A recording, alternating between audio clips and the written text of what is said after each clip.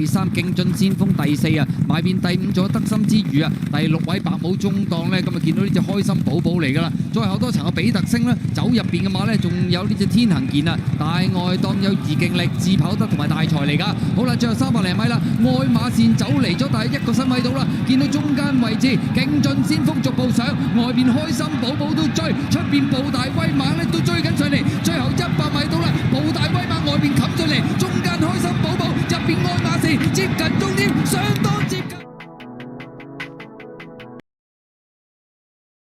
中間第5座運高八斗啦，走入邊嘅馬咧就同心同樂啊，展鴻威嗰度咧就唔係好夠位啊，攞出去外邊爆啦，有糖不甩啦，咁啊撞嚟撞去噶啦，出邊有鐵金剛啊，大外檔係得薩斯嚟噶。好啦，最後200零米啦，愛馬線走甩咗1個身位噶啦，中間有勁進先鋒啊，埋邊上嚟嘅馬仲係超霸勝啊，出邊追咗少少運高八斗啦，最出嗰邊仲係片嚟片去嘅德薩斯，最後100米到啦，愛馬線依然拋離1個身位，袁蘭追上嚟有超霸勝，出邊運高八斗，愛馬線贏出呢場賽事。